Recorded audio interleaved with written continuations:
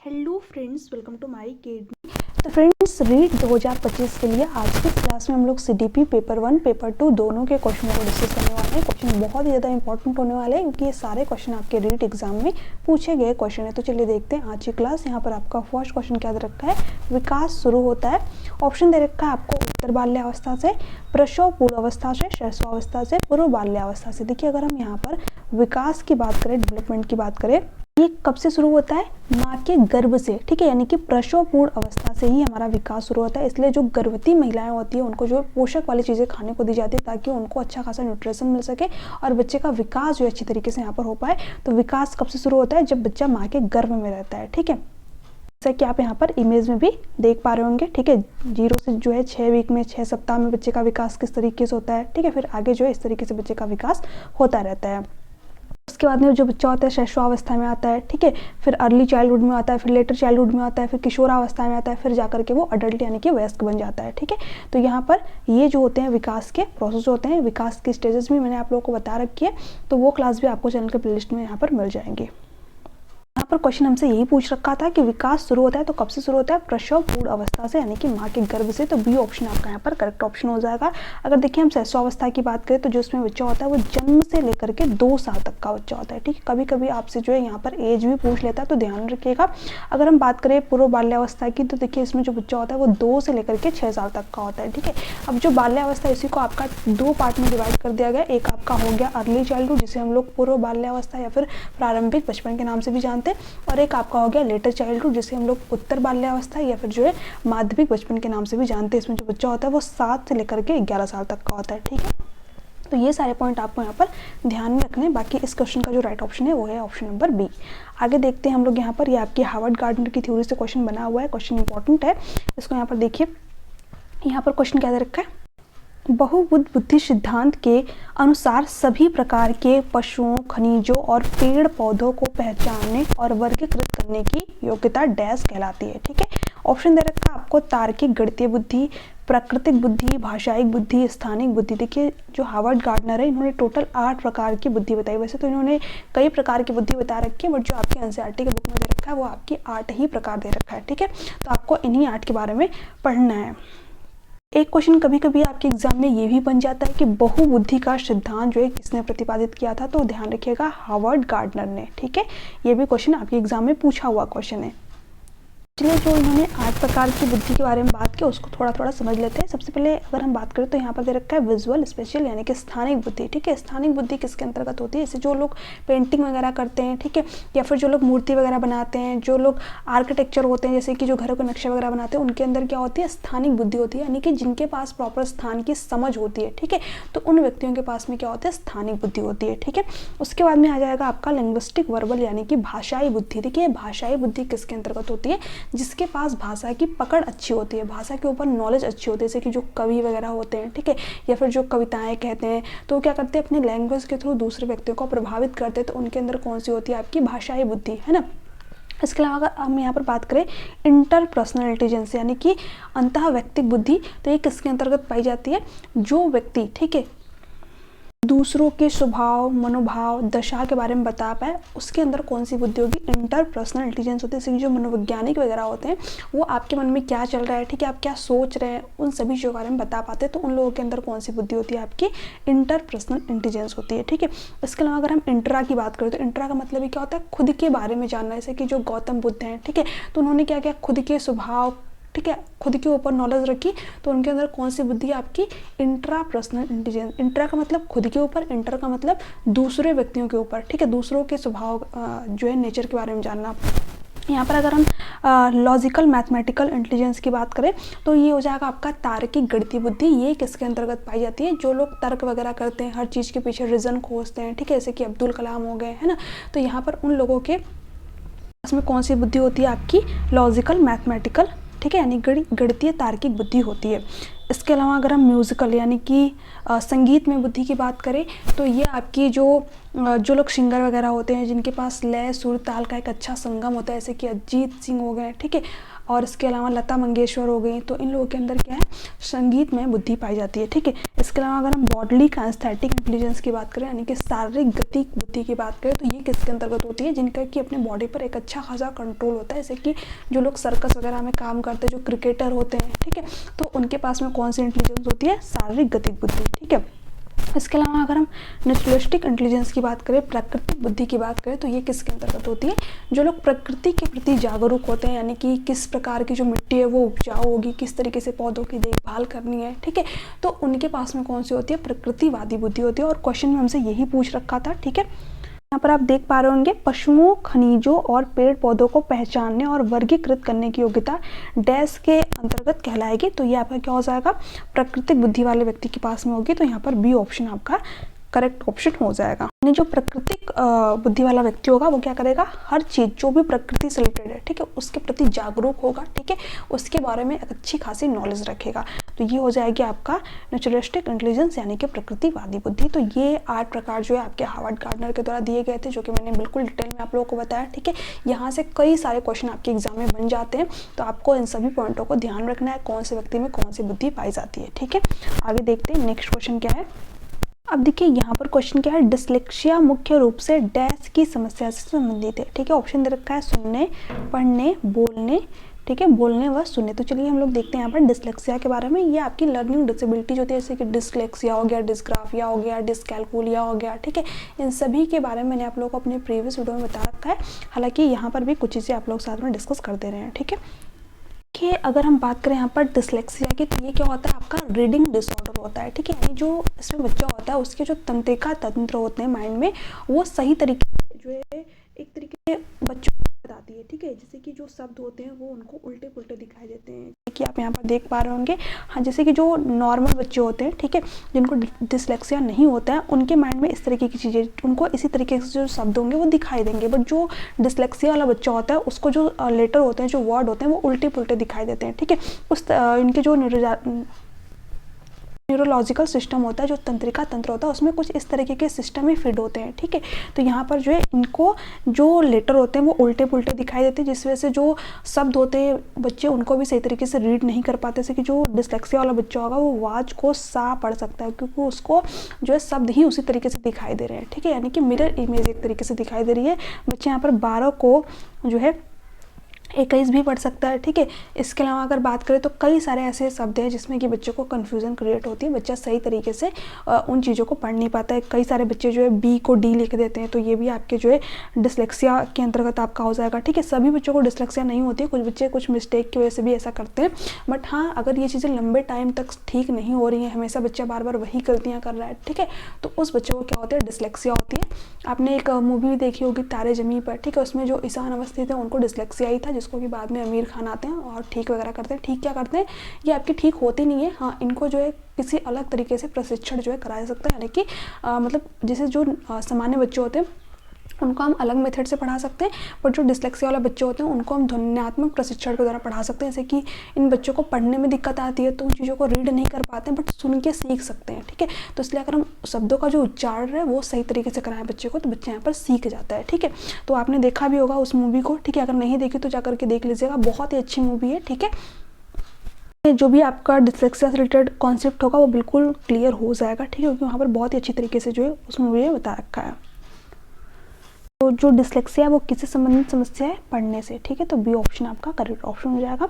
यहाँ पर क्या रखा है, प्रतिभाशाली विद्यार्थी अपनी क्षमताओं को तब तक विकसित कर पाएंगे जब बार बार उनकी परीक्षा होगी। देखिए जो गिफ्टेड चाइल्ड होते हैं, ठीक है, उनका IQ कितना होता है, 140 प्लस होता है। ठीक है, तो ऐसे बच्चे की, ठीक है, क्षमताएं कब उभर के सामने आती हैं, जब वे जो क्लासरूम में अदर स्टूडेंट है उनके साथ में जुड़ते हैं, क्योंकि वहाँ पर जो गिफ्टेड चाइल्ड होता है अपने कॉन्सेप्ट को अच्छी तरीके से प्रेजेंट कर पाता है। ठीक है, क्योंकि जो देखिए अब जो सामान्य बच्चा है वो चीज़ों को एक बार या फिर 2 बार बताने में समझ सकता है, बट जो गिफ्टेड चाइल्ड हो सकता है टीचर बताया उससे पहले वो उस चीज़ को समझ जाए, है ना।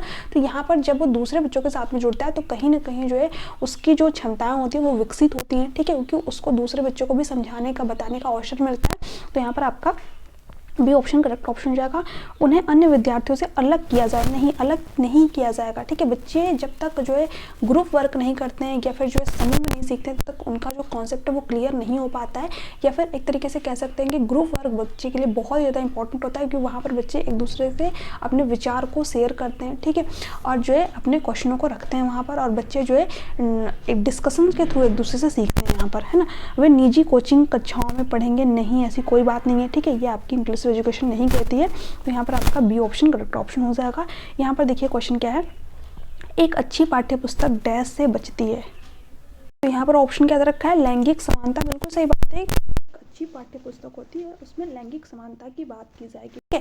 यानी ये नहीं दिया रहेगा पाठ्यपुस्तक में कि ये काम सिर्फ लड़कियां ही कर सकती हैं, ठीक है, या फिर ये जो पाठ्यपुस्तक है सिर्फ लड़कियों के लिए ही बनी है, लड़कों के लिए नहीं बनी है, या फिर ये वाली पाठ्यपुस्तक लड़कों के लिए बनी है, ठीक है, लड़के ही जो है क्रिकेट वगैरह खेल सकते हैं, लड़कियाँ नहीं खेल सकती हैं। तो कोई भी पाठ्यपुस्तक जो अगर इस तरीके की चीज़ों को बढ़ावा दे रही है तो वो सही पाठ्यपुस्तक नहीं है, ठीक है। पहले की जो पाठ्यपुस्तक थी उसमें थोड़ी बहुत चीज़ें देखने को मिलती थी, बट अभी जो आपकी पाठ्यपुस्तक बनाई जा रही है वो इस तरीके से डिज़ाइन की जा रही है ताकि जो लैंगिक समानता है उसको बढ़ावा दिया जाए, यानी कि दोनों पक्षों को यहाँ पर ध्यान में रखा जाए, ठीक है। तो यहाँ पर ये बात तो बिल्कुल सही है, ठीक है, ये तो अच्छी पाठ्यपुस्तक में होना चाहिए।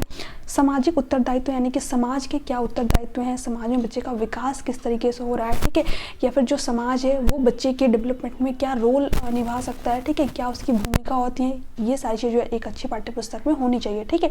तो ये भी बात बिल्कुल सही है।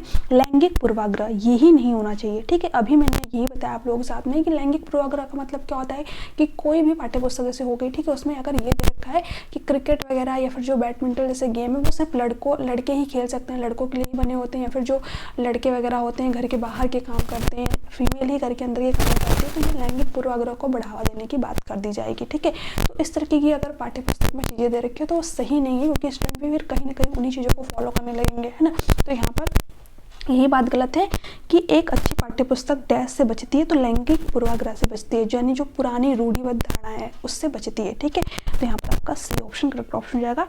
लैंगिक संवेदनशीलता, बिल्कुल सही बात है, यानी जो लैंगिक संवेदनशीलता जो भाषा होती है उसका उपयोग करना चाहिए। जैसे कि हम कई बार कह देते हैं कैमरामैन, ठीक है, तो कैमरामैन, ठीक है, वहाँ पर क्या हो गया, किसी एक ही पक्ष को प्रदर्शित किया जाता है, ठीक है। जैसे कि चेयरमैन कह देते हैं, तो अब इन शब्दों का जो है चेंज किया जा रहा है, उसकी जगह पर कैमरा पर्सन का जो है यूज किया जा रहा है, क्रिकेट मैन, ठीक है।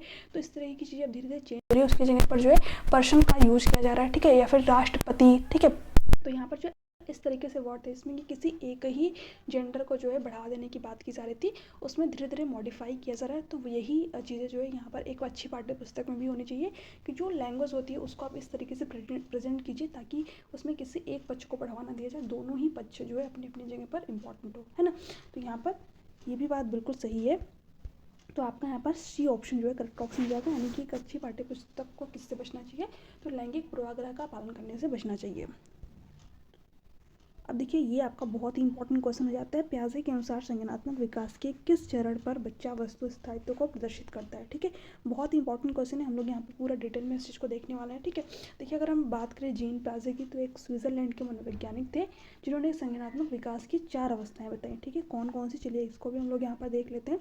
तो इन्होंने जो सबसे पहली अवस्था बताई वो क्या है, सेंसरी मोटर स्टेज, जिसमें जो बच्चा होता है वो जन्म से लेकर के 2 साल तक का होता है। अब देखिए जो जन्म से लेकर के 2 साल तक का बच्चा होता है ये कैसी चीज़ों को सीखता है, इसका नाम ही है सेंसरी मोटर स्टेज, यानी कि जो उसके 5 सेंसेस होते हैं, जो 5 ज्ञान इंद्रियाँ होती है, ठीक है। इसको हिंदी में इंद्रिय गामक अवस्था भी कहते हैं।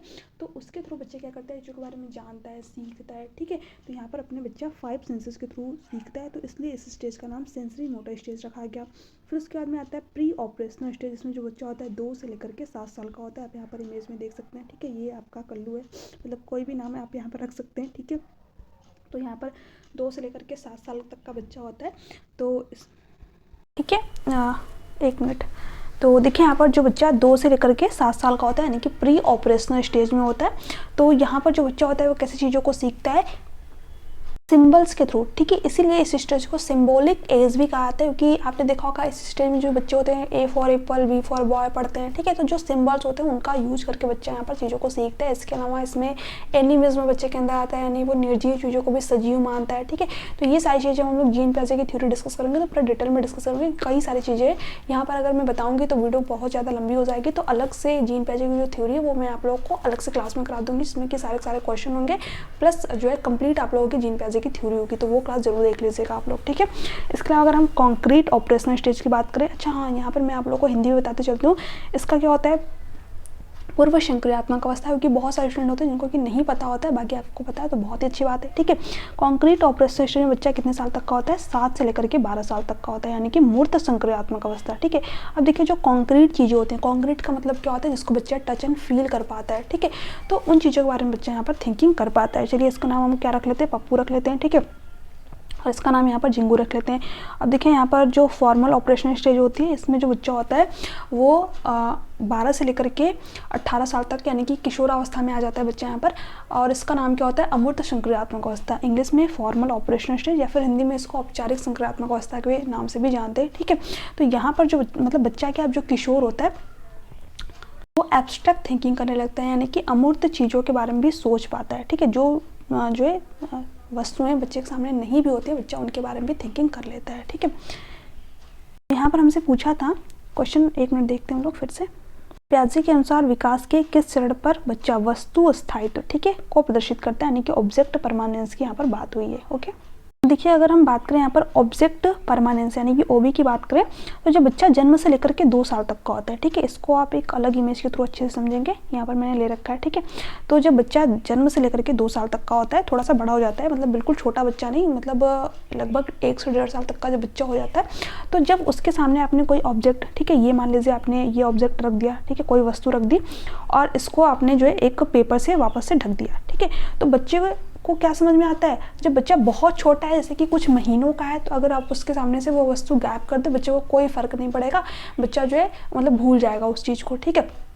लेकिन जब बच्चा बड़ा हो गया, 1 से लेकर के 1.5 साल तक का हो गया, अब वो चीज़ आप बच्चे के सामने से हटा करके देखिए, बच्चा तुरंत ही रोना स्टार्ट कर देता है, ठीक है, क्योंकि उसको लगता है कि वो वस्तु कहीं ना कहीं तो रखी हुई है, ठीक है, सिर्फ मेरे सामने नहीं है। जैसे कि यहाँ पर बच्चे के सामने अगर आपने कोई पेपर लगा दिया, ठीक है, तो बच्चे को पता है कि वो चीज़ कहीं ना कहीं रखी हुई है, ठीक है, यानी कि वो चीज़ एग्जिस्ट करती है, भले मेरे सामने नहीं है, ठीक है। तो बच्चे इस चीज़ को समझ जाता है, यानी कि वो मान लेता है कि जो वस्तु है वो स्थायी है, सिर्फ उसको छिपा दिया गया, इसलिए बच्चा वहाँ पर रोना स्टार्ट करता है, ठीक है। तो ये आप समझिए, अपने घरों में भी ये चीज़ देखा होगा, छोटे बच्चे होते हैं, कभी उनसे कोई टॉय वगैरह, कोई खिलौना वगैरह, ठीक है, इवन 9 से 10 महीने तक के बच्चे भी ये चीज़ें प्रदर्शित करते हैं। अगर उनके सामने से कोई हटा लो वस्तु तो तुरंत वो रोना स्टार्ट कर देते हैं, ठीक है, ऐसा लगता है मतलब क्या ही हो गया। फिर उसके बाद में वापस देते तो चुप हो जाते हैं, क्योंकि उनको पता है कि वो चीज़ कहीं ना कहीं रखी हुई है, ठीक है। इसको एक और एग्जांपल के थ्रू आप यहाँ पर समझ सकते हैं, जो छोटे बच्चे होते हैं, ठीक है, अब इनके सामने जो मम्मी लोग होती हैं या फिर जो उनके भाई बहन होते हैं, कभी कभी क्या करते हैं, ऐसे मतलब चेहरे पे हाथ रख लेंगे और फिर मतलब ऐसे हटाएंगे, तो बच्चा वहाँ पर बहुत खुश होता है। क्यों खुश होता है? क्योंकि उसको लगता है कि ये वस्तु मतलब मेरे सामने नहीं थी, अचानक से आई, क्योंकि बच्चा यहाँ पर भी बहुत छोटा रहता है, ठीक है। बट जब बड़ा हो जाता है तो उसको समझ में आता है कि अच्छा ये वस्तु जो है कहीं ना कहीं तो रखी हुई है। लेकिन जब बहुत छोटा है तो उसको चीज़ें नहीं पता होती हैं, ठीक है। उसको लगता है कि जब किसी ने फेस पे हाथ रख लिया तो उसका मुंह एकदम से बन जाता है कि अरे यार मतलब मेरी मम्मी कहाँ चली गई, मेरी दीदी कहाँ चली गई, ठीक है, या फिर जिस इंसान से उसका लगाव होता है, तो यहाँ पर बच्चा तुरंत ही रोने लगता है। बट जैसे ही हाथ हटा लिया जाता है बच्चा तुरंत खुश हो जाता है कि मतलब वापस से आ गई, ठीक है। तो जो ऑब्जेक्ट परमाणु से होता है लगभग मतलब जन्म से 2 साल तक के बच्चे के अंदर जो है डेवलप हो जाता है, क्योंकि बच्चा धीरे धीरे ग्रोथ करता है तो उसके अंदर सारी चीज़ जो है डेवलप होती चली जाती है। तो आप ध्यान में रखेंगे कि जो ऑब्जेक्ट परमानेंस है ये बच्चे के अंदर जन्म से जब 2 साल तक का होता है तभी डेवलप हो जाता है, ठीक है, इसी के बीच में। तो बहुत ही इंपॉर्टेंट क्वेश्चन था। एक और क्वेश्चन बन सकता है गोल डायरेक्टेड बिहेवियर से रिलेटेड, कि बच्चा गोल डायरेक्टेड बिहेवियर कब करता है, ठीक है, यानी कि लक्ष्य निर्देशित व्यवहार कब शुरू करता है। तो वो भी आपका सेंसरी मोटर स्टेज में ही करता है, यानी कि जन्म से लेकर के जब 2 साल तक का होता है। जैसे कि मान लीजिए जो 7 से 8 महीने के बच्चे होते हैं उनके सामने अगर कोई खिलौना वगैरह रख दीजिए तो बच्चा क्या करता है, यहाँ पर कुछ ना कुछ एक्टिविटी करके इस तक पहुँचने की कोशिश करता है। तो वो क्या करता है, ऑब्जेक्ट परमानेंट मतलब गोल डायरेक्टेड बिहेवियर करता है, यानी कि उस ऑब्जेक्ट तक पहुंचने की कोशिश करता है, ठीक है, जो उसका लक्ष्य भी। इसका लक्ष्य क्या है, जो भी टॉय वगैरह है फिर कुछ भी चीज़ें आपने खाने पीने की रखी हो तो उस तक बच्चा पहुंच रहा है, तो वो क्या हो गया, उसके लिए गोल हो गया, और बच्चा उसके लिए क्या कर रहा है, कुछ ना कुछ व्यवहार प्रदर्शित कर रहा है, तो वही होता है लक्ष्य निर्देशित व्यवहार, ठीक है। तो ये भी बच्चे के अंदर जन्म से लेकर के 2 साल तक के अंतर्गत ही आती हैं। तो 3 चीज़ें ध्यान रखिएगा जब बच्चा जन्म से लेकर के 2 साल तक का हो, सेंसरी मोटर स्टेज में हो। एक तो बच्चा अपने सेंसेस के थ्रू सीखेगा, दूसरा जो है गोल डायरेक्टेड बिहेवियर करेगा, तीसरा बच्चे के अंदर ऑब्जेक्ट परमानेंस आ जाएगा, ठीक है। तो ये 3 से 4 पॉइंट थे जो कि आप लोग साथ में मैंने यहाँ पर डिस्कस किए हैं। अब यहाँ पर देखिए क्वेश्चन क्या है, निम्नलिखित में से कौन सा मुख्य रूप से आनुवंशिकता संबंधित कारक है। ठीक है, ऑप्शन दे रखा है आंखों का रंग, सामाजिक गतिविधि में भागीदारिता, समकक्ष व्यक्तियों के समूह के प्रति अभिवृत्ति, चिंतन, पैटर्न। ठीक है, अब देखिए यहाँ पर पूछा है कि आनुवंशिकता संबंधी कारक है। अब देखिए सामाजिक गतिविधियों में भागीदारिता आप सभी को पता है कि आपका इन्वायरमेंटल फैक्टर है, क्योंकि जो हमारा डेवलपमेंट होता है क्या होता है, हमारी हेरिडिटी और इन्वायरमेंट का ही गुणनफल होता है। ठीक है, जो हमारा डेवलपमेंट होता है। तो जो भी समाज में हम गतिविधियाँ वगैरह करते हैं, जो भी समाज में एक्टिविटी करते हैं, वो कहाँ से सीखते हैं, अपने समाज से ही सीखते हैं। ठीक है, अपने आस पड़ोस के लोगों से सीखते हैं, तो अपनी फैमिली से सीखते हैं, तो कई जगहों से बच्चे का सामाजिक रोल होता है। तो ये तो आपका इन्वायरमेंटल फैक्टर होता है। समकक्ष व्यक्तियों के प्रति के समूह के प्रति अभिवृत्ति, यानी कि जो आपके साथी समूह होते हैं, ठीक है, उनके प्रति आपका जो व्यवहार है, रवैया है, तो ये भी चीज़ें आप जो है कहीं ना कहीं अपने इन्वायरमेंट से ही सीखते हैं। तो ये भी आपका क्या हो जाएगा, इन्वायरमेंटल फैक्टर हो जाएगा।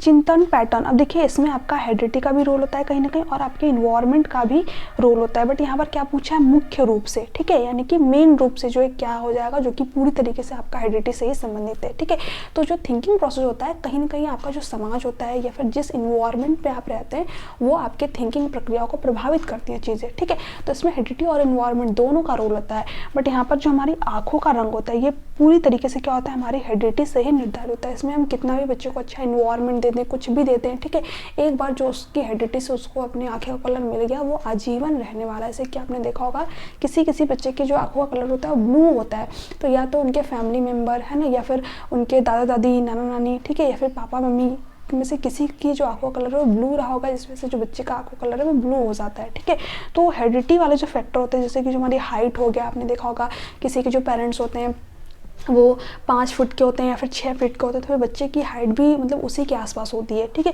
तो यहाँ पर जो हेरिडिटी वाले फैक्टर होते हैं, तो ये क्या होते हैं, बिल्कुल फिक्स्ड होते हैं, स्थायी होते हैं, इसमें कोई भी चेंज नहीं कर सकते हैं। हालांकि अब अलग चीज़ है कि लोग अलग मतलब कृत्रिम तरीके से सारी चीज़ यूज कर रहे हैं, जो लेंसेज वगैरह उसका यूज कर रहे हैं, बट नेचुरली आप उसको चेंज नहीं कर सकते हैं। ठीक है, तो यहाँ पर जो आपकी हेरिडिटी होती है बिल्कुल फिक्स्ड होती है, स्थायी होती है। तो ये भी क्वेश्चन बन जाता है कि हेरिडिटी क्या फिक्स होती है, स्थायी होती है? हाँ, बिल्कुल फिक्स्ड होती है, इसमें आप कोई भी चेंज नहीं कर सकते।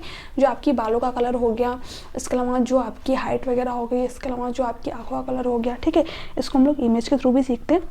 जैसे कि आप यहाँ पर इमेज में भी देख पा रहे होंगे, जो हमारी हेरिडिटी होती है, ठीक है, जो हमारे दादा दादी के थ्रू हमारे पेरेंट्स के अंदर आई और पेरेंट्स के थ्रू हमारे अंदर आई, ठीक है, तो वही क्या होती है, हमारी आनुवंशिकता होती है, हमारी हेरिडिटी होती है, और उन्हीं चीज़ों को कहीं ना कहीं हम भी फॉलो करते हैं। ठीक है, जैसा कि जो हमारे पेरेंट्स की हाइट होगी उतनी उसी के आसपास हमारी भी हाइट होगी। ठीक है, तो यहाँ पर जो हेरिडिटी होती है कहीं ना कहीं मेन रूप से हमारे जो बॉडी स्ट्रक्चर होता है उनको प्रभावित करती है।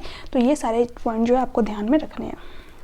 यहाँ पर आपका करेक्ट ऑप्शन क्या हो जाएगा, ए ऑप्शन। ओके, कि यहाँ पर और क्वेश्चन है, सृजनात्मकता मुख्य रूप से डैश से संबंधित है, मॉडलिंग, अनुकरण, अभिसारी चिंतन, अपसारी चिंतन। देखिए जो क्रिएटिविटी होती है उसका मतलब भी क्या होता है, कुछ नया क्रिएट करना। ठीक है, अपना माइंडसेट लगा करके कुछ नया जो है विचार उत्पन्न करना, या फिर कुछ मतलब कोई चीज़ है उसको नई तरीके से क्रिएट करने से। आपने देखा होगा कुछ लोग ड्राफ्ट वगैरह तैयार करते हैं, ठीक है, या फिर घर में कुछ ख़राब सी चीज़ें पड़ी होती हैं उनका यूज करके भी कुछ नया सा डिज़ाइन कर देते हैं, तो वो क्या है, क्रिएटिविटी है। ठीक है, आपने अपने आसपास भी बहुत सारी चीज़ें देखी होंगी। ठीक है, कुछ लोग जो शादी के कार्ड वगैरह होते हैं उनसे कुछ अलग अलग चीज़ें डिज़ाइन करते हैं, तो वो क्या आपकी क्रिएटिविटी है, सृजनात्मकता है। यानी कि वो चीज़ पहले वैसे पड़ी हुई थी बट आपने अपना दिमाग लगाया, कुछ अलग तरीके से चीज़ें यूज की, तो वो क्या आपकी क्रिएटिविटी है। ठीक है, सृजनात्मकता यानी कि मल्टीपल डायरेक्शन में सोच पाना, ठीक है, अब सारे चिंतन कर पाना।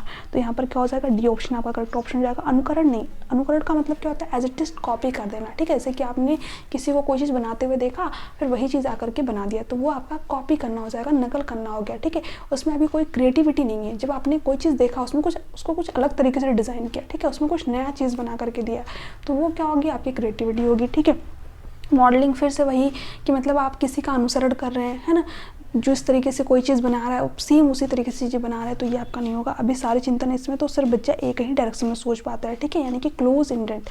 जैसे कि आपसे अगर पूछ दिया जाए कि जो महात्मा गांधी उनका जन्म कब हुआ था, तो आप सीधे बताएंगे 2 अक्टूबर को। ठीक है, ये क्या हो गया, एक क्लोज इंडेड क्वेश्चन हो गया। ठीक है, यानी कि अभी सारे चिंतन वाला जो है क्वेश्चन हो गया, या फिर जिसमें आप किसी एक ही डायरेक्शन में आकर के रुक जाते हैं। ठीक है, कि यहाँ पर जो क्रिएटिविटी है उससे रिलेटेड कई सारे मैंने यहाँ पर एग्जांपल ले रखे हैं। ठीक है, आप यहाँ पर इमेज में भी देख पा रहे होंगे, जो बच्चे हैं वो जो है अलग अलग चीज़ें डिज़ाइन किए हुए हैं। तो ये क्या है, बच्चों की क्रिएटिविटी है। ये क्लासरूम में जो अभी बहुत सारे इस तरीके की एक्टिविटी कराई थी ताकि बच्चे जो है क्रिएटिव माइंड हो उनका, ठीक है, एक अच्छे तरीके से अच्छे डायरेक्शन में सोच पाएँ। ठीक है, उनके अंदर जो क्रिएटिविटी है वो ज़्यादा से ज़्यादा डेवलप हो। तो वो जो बच्चे होते हैं वो इस तरीके की चीज़ें जो है डिज़ाइन करते हैं। तो कहीं ना कहीं बचपन से उनको क्रिएटिव यहाँ पर बनाया जा रहा है।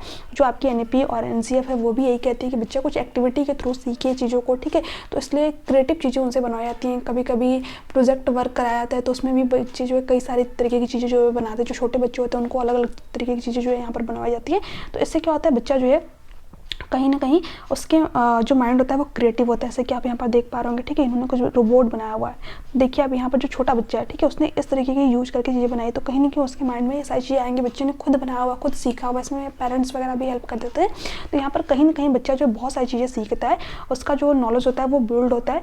तो यहाँ पर ये बढ़िया तरीका होता है।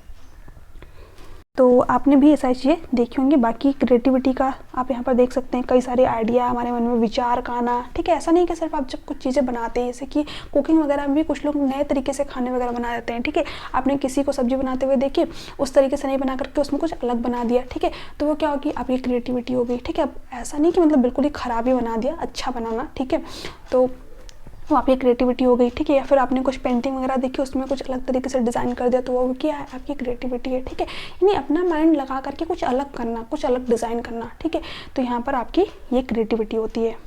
कि इसके बहुत सारे एग्जाम्पल जो है आपको अपने आसपास, आपको अपने घरों में, ठीक है, अगर आप हर जगह देखेंगे तो जो चीज़ें आप पढ़ रहे हैं अभी साइकोलॉजी, ये कहीं ना कहीं आपको अपने रियल लाइफ से रिलेट करते हुए दिख जाएंगे। सारे के सारे आपके एग्जाम्पल जो होते हैं वो रियल लाइफ के ही होते हैं। ठीक है, तो आप जो है इन चीज़ों को अगर रियल लाइफ से रिलेट करके देखेंगे तो सारी चीज़ें बहुत ही ईजी वे में आपको समझ में आ जाएंगी। वैसे यहाँ पर जो आपका राइट ऑप्शन है वो है ऑप्शन नंबर डी। ठीक है, यहाँ पर लास्ट क्वेश्चन है, इसका आंसर आप सभी यहाँ पर मुझे कमेंट सेक्शन में कमेंट करके बताएंगे। बाकी ये क्वेश्चन जो है आप लोगों को नेक्स्ट वीडियो में करा दूंगी। हालांकि यहाँ पर भी मैं थोड़ा सा हिंट देती हूँ ताकि आप इस क्वेश्चन का आंसर ईजिली कर पाएंगे। बाकी सिंपल सा क्वेश्चन है, आप सभी जो इस क्वेश्चन का आंसर यहाँ पर कर पाएंगे। ठीक है, एक विद्यार्थी मेडिकल कॉलेज में दाखिला लेने के लिए कठिन परिश्रम करता है ताकि वह प्रवेश परीक्षा में उत्तीर्ण हो सके। ठीक है, यह विद्यार्थी डैश रूप से अभिप्रेरित है, व्यक्तिक, अनुभविक, आंतरिक, बाह्य। ठीक है, देखिए जो मोटिवेशन होता है, ठीक है, यानी जो हमारा मोटिवेशन कहते हैं ना, अभिप्रेरणा, तो ये दो तरीके का होता है। एक तो होता है एक्सटर्नल यानी कि बाहरी कारक। ठीक है, एक होता है इंटरनल। अब इसमें कौन सा बेस्ट होता है, ये सबसे बड़ा मतलब इंपॉर्टेंट क्वेश्चन हो जाता है। देखिए, जब हम बाहरी रूप से प्रेरित होते हैं, जैसे कि हमें अपनी जो है पेरेंट्स को खुश करना है, या फिर अगर हम जो है पढ़ाई नहीं करते हैं, जॉब नहीं मिलती तो हमारी शादी नहीं होगी। ठीक है, इसलिए हमें पढ़ाई या फिर जॉब चाहिए, नौकरी चाहिए, पैसे चाहिए। ठीक है, तो यहाँ पर ये सारे के फैक्टर क्या हो जाएंगे, आपके एक्सटर्नल, यानी कि आप बाहरी रूप से प्रेरित हो, आपके पास कोई रीज़न है किसी काम को करने के लिए। ठीक है, यानी कि आप कोई चीज़ इसलिए करना चाहते हो ताकि आपका समाज में एक अच्छा नाम हो, आपकी शादी हो जाए। ठीक है, आपके पास में 4 पैसे आए, इसलिए आप चीज़ों को करना चाहते हो। तो ये क्या हो गया, एक्सटर्नल फैक्टर, यानी कि बाह्य अभिप्रेरणा। ज़्यादातर लोग इसी कैटेगरी में होते हैं। ठीक है, बट एक होता है इंटरनल मोटिवेशन, यानी कि आंतरिक अभिप्रेरणा।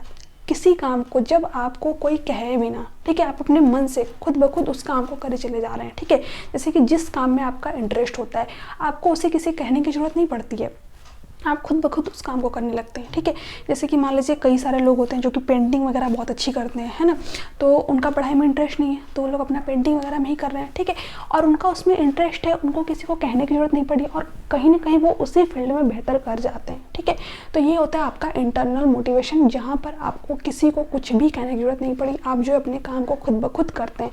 तो क्या होता है, आंतरिक अभिप्रेरणा। ठीक है, यानी कि जब आप किसी कार्य को खुद से कर रहे हो, कोई आपको कह नहीं रहा है। ठीक है, आप अपनी जिज्ञासा के लिए या फिर उस चीज़ के बारे में जानने के लिए, कई लोगों को भगवत गीता में इंटरेस्ट होता है। ठीक है, मुझे भी है, मैं भी पढ़ती रहती हूँ। ठीक है, क्योंकि मुझे उसमें इंटरेस्ट है, ऐसा नहीं कि मैं उसके बारे में जानना चाहती हूँ, नहीं, मुझे इंटरेस्ट आता है, मुझे पढ़ना अच्छा लगता है, तो मैं पढ़ती हूँ उस चीज़ को। ठीक है, तो मेरा क्या उसमें इंटरेस्ट है, मैं उस चीज़ के लिए आंतरिक रूप से भी प्रेरित हूँ। ठीक है, इंटरनल रूप से जब भी मेरा समय मिलता है मुझे दिन भर में या फिर कभी भी, मैं उस चीज़ को जरूर रीड करती हूँ। ठीक है, तो यहाँ पर जो है उस चीज़ के लिए मैं यहाँ पर इंटरनल रूप से मोटिवेटेड हूँ। ठीक है, या फिर आप कोई भी काम, ठीक है, ऐसा नहीं कि जैसे कि किसी एक फील्ड में आप जो है डांसिंग या फिर सिंगिंग, कोई भी ऐसा फील्ड होता है, मतलब कोई तो एक ऐसा फील्ड होगा जिसमें कि आप इंटरेस्टेड हो, उस काम को किसी को भी आपको कहने की जरूरत नहीं पड़ती, आप खुद ब खुद वो काम करते हो, ठीक है। तो क्या होता है आपका इंटरनल मोटिवेशन होता है, ठीक है। एक्सटर्नल क्या होता है आपका बाहरी अपग्रेड, आप सभी को पता ही है, मतलब अभी जो एग्ज़ाम वगैरह की तैयारी करते हैं कई लोगों का तो मतलब खुद से होता है कि नहीं मैं पढ़ूंगा या फिर मुझे जो है पढ़ाई में इंटरेस्ट है, ठीक है। तो ऐसे आपके मतलब 5% ही लोग होते हैं, बाकी जो 90% तक लोग होते हैं उनका यही होता है कि मतलब शादी हो जाए या फिर अच्छी खासी जॉब लग जाए, मेरी फैमिली की ज़रूरत है, ये है वो है, ठीक है। तो कई सारी मतलब ये कह सकते हैं कि कई लोगों की प्रॉब्लम्स भी होती हैं जिस वजह से वो अपने इंटरेस्ट पे काम ही नहीं कर पाते। कई सारे लोग ऐसे भी होते हैं मतलब जो कि आपके चाहते हुए भी एक्सटर्नल मोटिवेशन पे अपना वर्क वगैरह करते हैं। बाकी ये क्वेश्चन है, ठीक है, ज़्यादा मैं रियल लाइफ में नहीं जाऊँगी, नहीं तो ज़्यादा चीज़ें यहाँ पर जो है हो जाएंगी, ठीक है। बाकी यहाँ पर जो इस क्वेश्चन का राइट ऑप्शन है आप जो है मुझे नीचे कमेंट सेक्शन में कमेंट करके जरूर बताइएगा। तो आज की वीडियो कैसे लगी ये भी नीचे कमेंट सेक्शन में कमेंट करके बताइएगा। इसके अलावा आपकी जो जितनी भी क्लासेस हैं अभी नहीं हो पा रही थी, बट अभी से आपकी जो क्लासेस है वो डेली कंटिन्यू रहेंगे, तो आप जो है चैनल को जो सब्सक्राइब कर लीजिएगा, बेल आइकन को प्रेस कर दीजिएगा ताकि जो क्लासेस है उसकी नोटिफिकेशन आप लोगों को मिल जाए। यकीन मानिए मैं आप लोगों को सारे के सारे क्वेश्चन जो भी आपके अभी तक रीट एग्जाम में पूछे गए क्वेश्चन SDP के वो सभी क्वेश्चन कराऊंगी, बिल्कुल बेसिक से कराऊंगी, EVS के भी सारे क्वेश्चन कराऊंगी, ठीक है। साथ ही साथ अगर आप लोग जो है मुझे कमेंट करते हैं, अच्छा आप सभी का रिस्पॉन्स मिलता है, तो जो आपकी पेपर 2 की क्लासेस है वो भी आप लोग की जल्दी यहाँ पर स्टार्ट कर दी जाएंगे, ठीक है, क्योंकि आपका एग्जाम भी बहुत पास है तो उसके अकॉर्डिंग ही हमें प्रिपरेशन करानी पड़ेगी। तो चलिए मिलते हैं नेक्स्ट वीडियो में, तब तक के लिए bye bye, take care, thanks for watching, thank you so much. जिन्होंने अभी तक टेलीग्राम चैनल को ज्वाइन नहीं किया हुआ टेलीग्राम चैनल को जरूर ज्वाइन कर लीजिएगा, वहाँ पर आपको इस क्लास की PDF जो है प्रोवाइड कर दी जाएंगी। टेलीग्राम का लिंक आप लोगों को नीचे डिस्क्रिप्शन बॉक्स में फिर चैनल के फर्स्ट कमेंट पिन में मिल जाएगा।